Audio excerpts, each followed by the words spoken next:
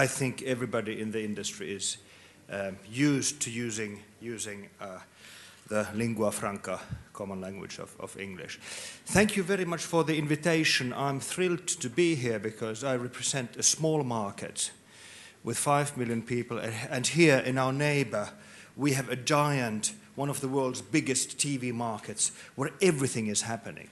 So we are very closely looking at the developments, the technological developments, and some of the content-related developments in Russia.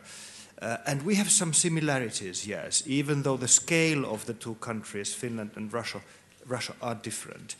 And the similarities have something to do with geography. You have vast distances to cover, so do we. We have a large part of our small country which is very sparsely populated, and therefore we have to think of combinations of various technologies, how to reach all households in Finland. Also, I'm very happy that I can bring one of the perspectives to this conference, a perspective from a different angle, a perspective from a company which has the duty and the obligation to serve the whole population. And as we are using the same technologies as some of the commercial companies, we of course look at these things from a slightly different perspective. What I will do, I will very briefly give you an overview of the Finnish television market. Then I will explain how we understand online viewing and connectedness in relation to TVs. And then third, I will look at some of the developments of the future of TVs that are connected to the net. I'm a firm believer in a market of where different business models in media can coexist. I think this competition between different models of financing and different models of running the business is very vital for the choice of consumers. I think it brings quality to the market. We can distinguish between three different business models. One is the red one, shown here as advertising-supported services, services that are financed by advertising. Then we have subscriptions, and then there is a combination of these two, and then there is public service media where money is collected from all members in the society to create something which is called the public service. This picture shows the approximate sizes of these various business models in Finland, looking at the whole media market. If we take TV alone, the weight and the share of my company, the Finnish broadcasting company YLE, is larger than in this picture, because we cover about 42-43% of TV viewing in Finland. But I think that it's important to understand that we have different business models. We have them in most of the countries, and that there are combinations of these, and that it's important for the strength of the market to have a regulatory environment where these three models can coexist and flourish in parallel. Finland is a country of about 5 million people, 2.5 million households, and the Finnish broadcasting company has an annual budget of about 450 million euros. As was mentioned by Yevgeny, this budget is based on law, so legally every adult Finn is obliged to pay a tax for the services that we then offer, and this tax for most Finns is 140 euros per year. So most Finnish adults who earn something, who are salaried people who receive a salary. They pay about 140 euros per person to a fund, which then gives that money for our disposal so that we can offer the services. So what we do then with this money? We do a lot of things. We have the obligation to serve all Finns because everybody is paying, and we serve them by providing 4 full-fledged TV channels, 6 radio channels, and a number of internet services. Because it's a public service media, we also have to offer, and we do offer a lot of regional services in more than 20 small regions in Finland, so that everybody has a radio service which is close to their home. This is, of course, a basis for a common public service, but then also it puts in some, I would say, healthy tensions between our company and the commercial sector, because we have to prove to them and to all Finns that we are worth the obligation, worth the money that everybody has to pay for the service. And of course, my colleagues on the commercial side very often mention that my life is too easy because we do receive the money based on law. But on the other hand, we have to prove that we are worth the money every day by everything we do. We have to prove, we have to have the argumentation for every single program we show why we invest in that program with common taxpayers' money. And that's a healthy balance, and I'm very happy that we have this pressure from the audiences on a daily basis. Our position is very strong what comes to the media services in Finland. We reach practically all Finns on a regular basis. On a daily basis, we have a connection with about 3/4, about 75% of all of the population. So we have a very strong connection with everybody in Finland, and I can tell you, everybody has an opinion about our services. TV viewing in Finland is similar than in many other countries, but in much smaller scale, of course. 2.5 million households. But I was very interested to, and it was interesting to hear what the earlier speakers said about the concentration of viewing in just a small number of channels. The EBU, the European Broadcasting Union, has counted about 7,200 channels in Europe that households can receive through cable, satellite or terrestrial services. More than 7,000 channels.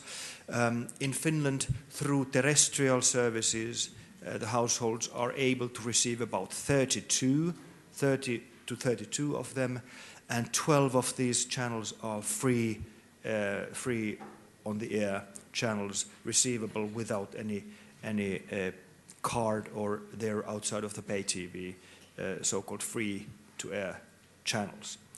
75% of TV viewing in Finland is focused in 4 main channels. And the 30 or the 28 other channels constitute the rest, the 1/4 of viewing. So, as said, there are a few channels that people want to watch, a few strong channels. That is the case also in our environment. I want to do a 30 minutes advertising slot here. We do a lot for content development, and next year in May we will also host a major global event for content makers, for TV program buyers and for commissioners. So everybody interested is welcome to find more on the website of Input. This is the world's biggest gathering of public broadcasting companies and content makers. This year in San Salvador, last year in Sydney, and next year in Helsinki. Then over to connected TV. by the way, I spent, before I came to the media industry 3 years ago, I spent more than 20 years in telecommunications. And I have to say that I was a firm believer in many of the myths we heard before. I was, because this time in TV has shown me that there is some reason to break a few of these myths. And I very much liked the first presentation on breaking the myths. Anyway, I see two roles for a TV which is connected.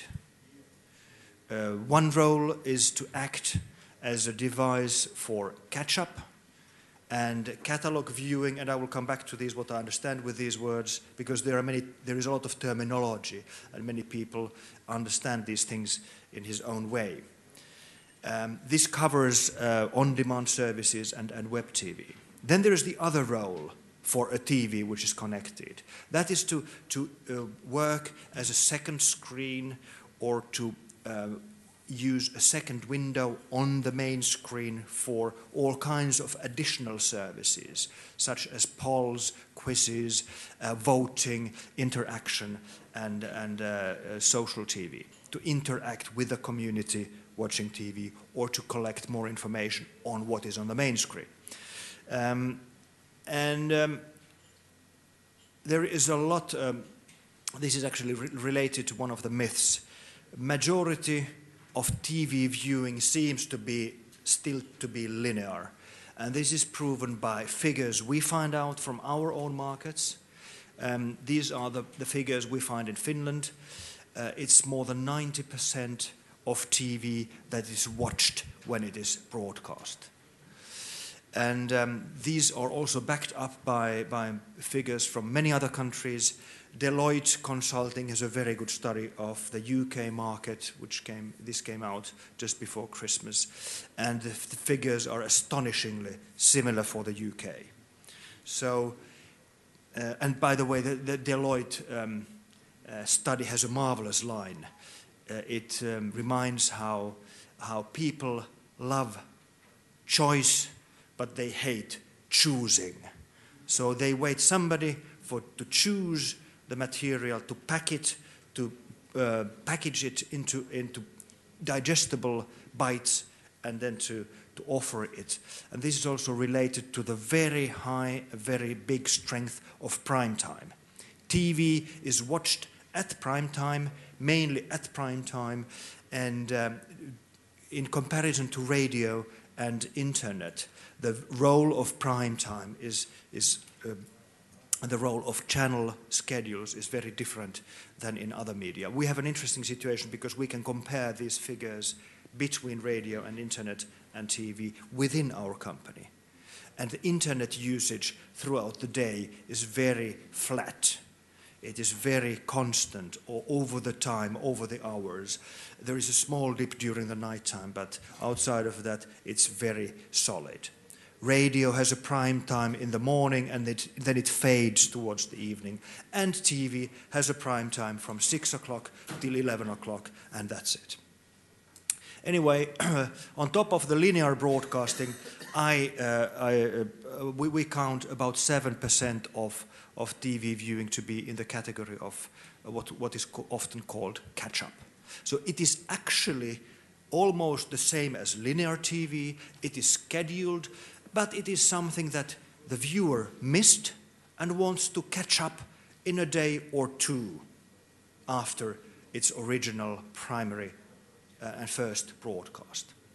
It is astonishing that most of the catch-up really happens within the 2 first days, within 48 hours of the first airing of a program. So catch-up plus linear TV covers still a lot and an overwhelming majority of all TV viewing.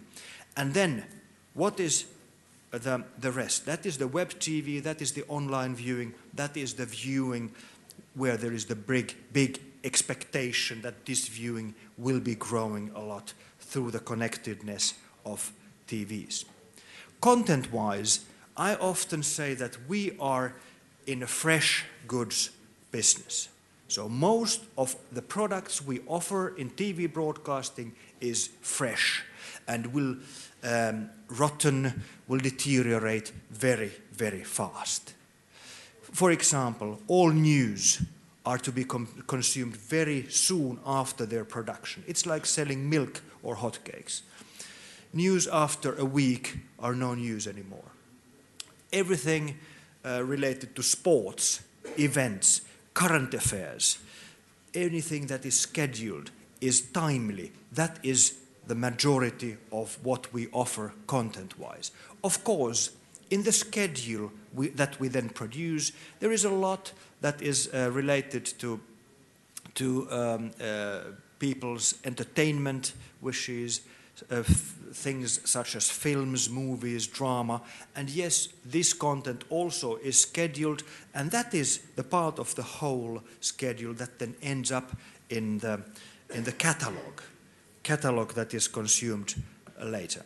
And I would define in my terminology that TV catch-up plus catalog content is the domain we can define as the domain for connected TV.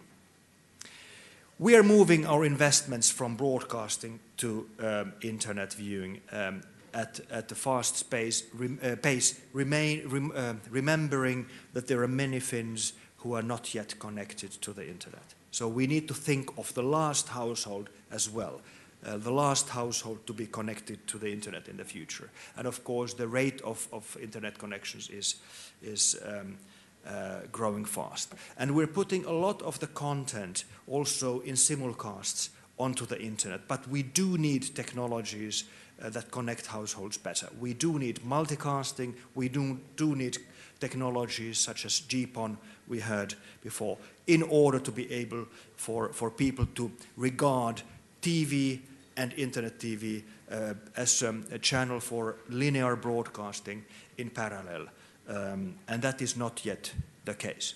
But there is some interesting developments. I take an example of a youth drama series. This is called Uusi Päivä, Novi Dien, New Day, and it's a youth drama we air 3 times a week. And already in this product category, which is targeted to youngsters, the share of online viewing is higher than in the rest of our offering. And these are experiments we are doing with certain types of programming to promote them strongly on the web and to make sure that they're available even before the linear main primary broadcasting, and then a long time after it, so that people can adjust their viewings to this schedule. And yes, it is taking off, but not very fast. I will then conclude by some of the challenges we see in the connected world in TV, and I would categorize these under three headlines. First, it's the rights management. The second, it's the fragmentation we see in all parts of the chain, and then there are the tensions and fights within the quite complex value chain. First, rights challenge. It is really a big challenge where the interests and the expectations of the viewers are almost opposite to what is offered by the rights holders. Audiences expect this famous anywhere, anytime, any device combination. They expect to have access to these services without any limits. And on the other hand, the rights owners, for good reasons, want to control what they sell, in what kind of windows, in what kind of channels, in what kind of geographies. I give you an example. I'm a payer of the iPlayer and a viewer of the iPlayer of the BBC. And BBC has this marvelous service to put a lot of their programs onto the web in a service called iPlayer. I pay €7 per month for that service. Fine. I have a contract between myself as a consumer and the BBC. And with all respect to BBC, there are a lot of limitations. I cannot view it while I'm in Moscow because my subscription is based in another country. So if I travel abroad, my expectation is that I would be able to watch content for which I pay also while I'm traveling. But because of how the rights are organized, I cannot. So I feel disappointed. I'm paying for the services, but because my IP address from which I have made the original purchase of the content is registered in another country, I cannot use these services here. I can fully understand BBC's dilemma in this issue, but nevertheless, we see this clash. What is buyable and what is sellable doesn't always match. The second challenge has to do with fragmentation. There is a lot delivered over many channels, and there doesn't seem to be one single winning platform, and this adds to complexity. And TV, dear friends, TV used to be so simple, and today it is not that anymore. This is an example of the Finnish market, how it is predicted that what kind of devices are connected to the internet for video viewing. Today, it's overwhelmingly smartphones, but in the future, the category of tablets will win a lot, mainly from the PCs. And look at this, connected TVs as such do not weigh a lot in numbers. Yes, everybody expects the TVs to be connected, but for video viewing, mainly other types of devices are being used. So how can we as broadcasters, as program providers, make sure that these the offering of our products, of our programs, is watchable, reachable by all of these platforms? And finally, it is the value chain. There is a lot of challenge here as well, because as I said, TV used to be simple, and today we have a long chain of technologies and players in a market, from the content production to TV set manufacturers, who all are actually fighting for their share of the whole market. This threatens to make the whole very, very difficult for the consumer, and I think we as an industry should fight against this development. To summarize, TV is alive, TV is strongly alive, it's going strong, and as we have heard, the consumption of TV is growing in most countries. I would like to leave you with two thoughts, and I try to make them simple. First, there is no free lunch.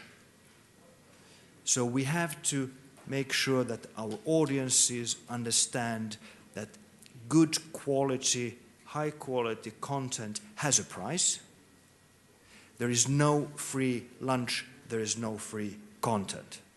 Independent of the business models, the consumers in the end, they pay for the content. And the second thought I want to leave you with is keep it simple. Keep it simple for the consumer to buy your product, whatever the business model is. And for that, you need to know the audiences, you need to know their behavior, and you need to make packages, and we need to make packages that are easy to consume, that are easy to digest, and easy to buy. Спасибо большое. Thank you. Спасибо большое. Thank you very much. I have a brief question.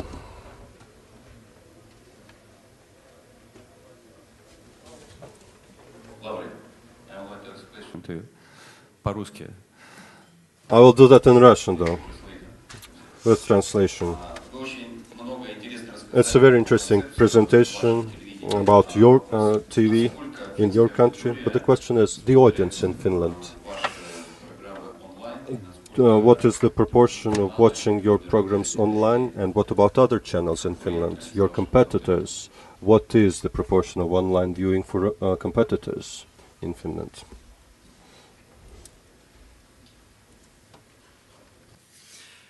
I think that I can fairly say that we are stronger than most of the competition in online viewing. But also, it is a bit difficult to answer because nobody is eager to reveal their numbers. What makes us strong is that we put a lot of the content onto the catch-up service, which is called Arena. We have a strong offering, and that makes our market share also bigger. That's one point. The second point is that it seems to vary a lot. Some of the content is watched quite a lot online, and some of the content is not watched at all through these catch-up services. The winner in our case seems to be children's programs, and another winner is drama. So these two categories we have a lot of interest for on our online services. And the children's category makes a lot of sense because children's programs, in our case, they are safe. They're safe for children even to watch alone. And it's easy for a modern child to find it themselves when they have a moment. It doesn't need to be scheduled. In children's programs, more than 10% of our viewing is already online. But I have to say that it is still, compared with broadcasting, it is still modest.